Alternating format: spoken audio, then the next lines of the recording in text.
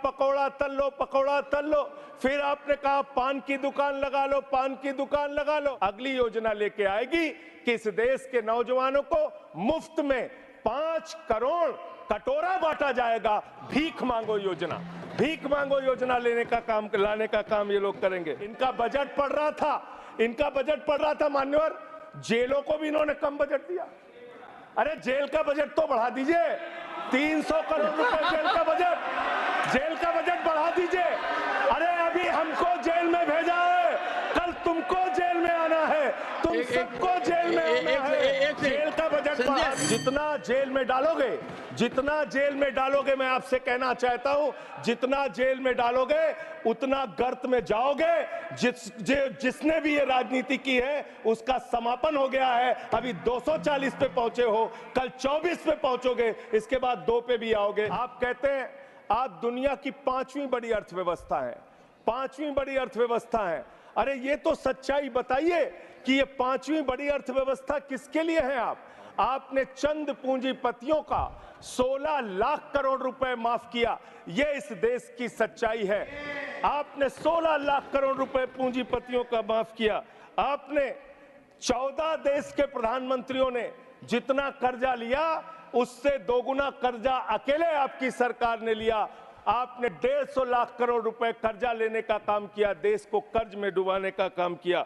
बेरोजगारों को उम्मीद थी, 10 साल में आपने कहा था मान्यवर 20 करोड़ नौकरियां देंगे, 20 करोड़ नौकरियां आपने नहीं दी। फिर नौजवानों ने कहा नौकरी दो, नौकरी दो। फिर आपने कहा पकौड़ा तल लो, पकौड़ा तल लो।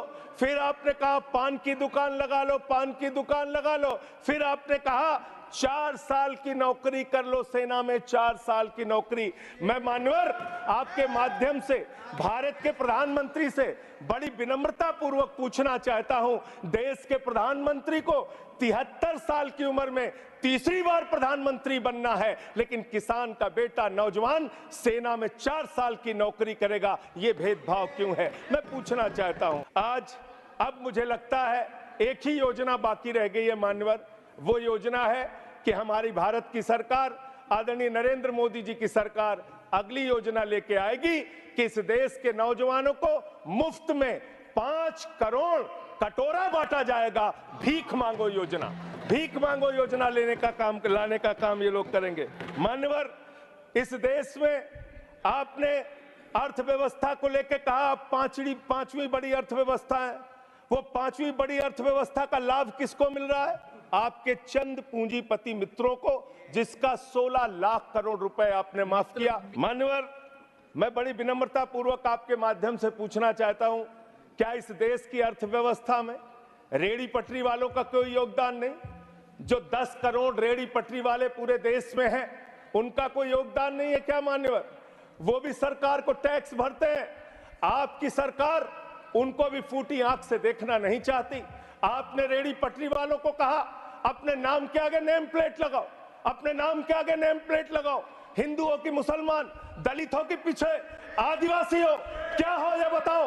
मैं पूछना चाहता हूं, आपके माध्यम से सरकार के कहना चाहता हूं मान्यवर, अगर नेम प्लेट लगवाना है तो लगवाइए गले में नेम प्लेट। नीरव मोदी के गले में नेम प्लेट लगवाइए कि 20,000 करोड़ रुपए हिंदुस्तान का वो बाकी है, लगवाइए नेम प्लेट। 10,000 करोड़ रुपए विजय माल्या हिंदुस्तान का बाकी है, लगवाइए नेम प्लेट गले में ललित मोदी के कि 3,000 करोड़ रुपए हिंदुस्तान का लूट के भाग गया, लगवाइए नेम प्लेट मान्यवर। मैं कहना चाहता हूं नितिन संदेशरा के कि वो 6,000 करोड़ रुपए हिंदुस्तान का लूट के भाग गया, लगवाइए नेम प्लेट। अडानी के कि 2.5 लाख करोड़ रुपए का कर्जा आपने एक आदमी को दे रखा है, लगवाइए नेम प्लेट उन पूंजीपतियों को जिन्होंने हिंदुस्तान की बैंकों को खाली करने का काम किया। मानव कोई अपने ढाबे के आगे अगर वाल्मीकि ढाबा लिखेगा तो आप लोग उसके यहाँ खाने नहीं जाओगे। मैं जानता हूं आपकी मानसिकता। आप वो लोग हैं जिन्होंने भारत के तत्कालीन राष्ट्रपति श्री रामनाथ कोविंद जी को प्रभु श्री राम के मंदिर के शिलान्यास में नहीं बुलाया। आप वो लोग हैं जिन्होंने मौजूदा राष्ट्रपति श्रीमती द्रौपदी मुर्मू जी को राम मंदिर के उद्घाटन में नहीं बुलाया। आप दलितों से, पिछड़ों से, आदिवासियों से, अल्पसंख्यकों से, मुसलमानों से नफरत करने का काम करते हैं। ये आपकी सच्चाई है। इसलिए नेम प्लेट मत लगवाइए।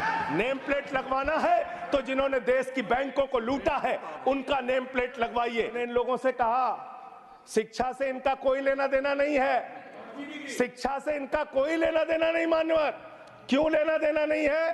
क्योंकि दिल्ली विश्वविद्यालय में मनुस्मृति पढ़ाने जा रहे हैं ये लोग। मनुस्मृति पढ़ाएंगे कि दलितों के, पिछड़ों के, जिनको आप शूद्र कहते हैं, आप शूद्र कहते हैं, अगर वो श्लोक सुन लेंगे तो उनके कान में पारा आप कैसे डालेंगे? ये पढ़ाई आप कराने जा रहे हैं दिल्ली विश्वविद्यालय में, ये पढ़ाई आप कराने